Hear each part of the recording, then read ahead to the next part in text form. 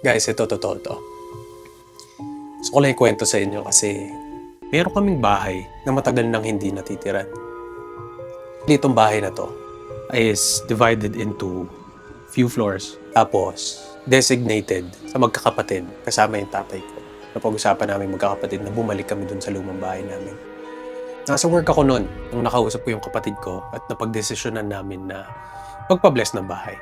Pag-uwi ko at hindi ko maisip na hindi pala pari yung tinawag ng kapatid ko para mag-bless sa bahay. Medium yung tinawag. Para mataboy yung mga naninirahan doon o yung mga pumalit sa amin simula nung umalis kami doon bago pa lang pumasok talaga ng bahay. Sinabi na nung medium na may kakaiba sa bahay nyo. Umpisa pa lang, nagsisindi sila ng insenso. Pagkatagal-tagal na oras, hindi masindihan yung sinisindihan. Kasi ang kailangan niya gawin, habang umaakit kami, mausukan lahat ng lugar para nga daw maitaboy yung mga naninirahan doon. Hanggang sa pagkatapos ng mga 10 minuto, nakakuha kami ng sobrang hinang usok. Pwede na ito kaysa wala. Sa ground floor pa lang sinabi niya na may nangyari dito. Diretso kami sa second floor, masok siya. Nakita niya yung picture ng lolo ko sa bintana. Sabi niya, sino ito? Umuot kami, lolo namin yan. Muro siya sa isang spot o isang corner ng bahay. Andito siya.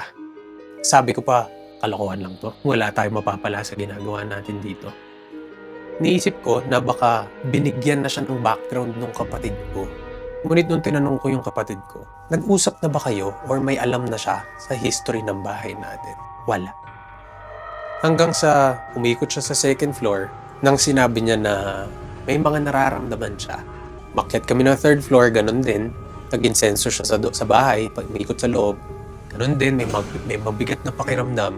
Hanggang sa fourth floor, ganun pa rin. Dumiretso kami sa fifth floor. Hindi pa siya pumapasok sa pintuan ng fifth floor. Sinabi niya na hindi ko kaya yung nasa loob ng bahay na to. Hindi ko pa rin maintindihan kung ano yung ibig sabihin ng hindi niya kaya. Basta ang sabi niya, kulang pa siya sa aral para tabuyin kung ano man yung nandun sa fifth floor. Umakyat kami sa attic, inikot niya yung buong attic. Hanggang sa dumiretso kami sa rooftop, nang magulat kami, sinabi niya, dito may nagtalo. Hanggang sa pagbaba namin, puro hints lang yung binibigay niya. Hindi siya nagbibigay ng klarong description kung ano yung nakikita o nararamdaman niya. Bumaba kami, kumain, at napag-usapan yung mga pangyayari. Nang mabanggit niya na merong isa sa mga naninirahan sa floor namin isang makulit na espiritu. Hindi ko maintindihan talaga kung ano yung ibig sabihin nun. Makulit ba dahil gumagalaw ng bagay? O makulit dahil kaya niyang makipag-interact? Neto na lang, nang mapansin ko yung asawa ng kapatid ko, parating aligaga, parating hindi mapakali. Tinanong ko kung bakit isang gabi. Sabi ko sa kanya, ano bang nangyayari? Bakit pag nakikita kita, parati ka na lang parang hindi komportable dito sa bahay natin. Ayaw niya pang ikwento sa akin noong una kasi ang sabi niya, kuya, baka matakot kayo. Nang ikwento niya, isang gabi, Huwebes ng gabi, hinahanap nila yung pamangking ko. Nang makita nila, nasa kwarto ko, may kausap at may kalaro. Tsaka ako lang napagtanto. Sabi ko, nagsama ba kayo ng kaibigan niya para may kalaro? Hindi, kuya. Ang sabi niya, hindi ganun, kuya. Nakita namin siyang may kausap at may kalaro.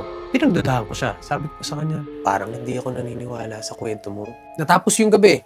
Lumipas yung ilang araw. Umuwi ako February 20 para salubungin yung birthday ng pamangkin ko. Ngayon, pag uwi ko pa lang, kinuwento na nila sa akin, kuya, yung pamangkin mo, nakita namin sa dulo ng hallway, meron ulit siyang kausap, meron ulit siyang kalaro. Ganun pa rin yung tanong ko. Sabi ko, nagdala kayo ng kaibigan? Hindi, kuya, hindi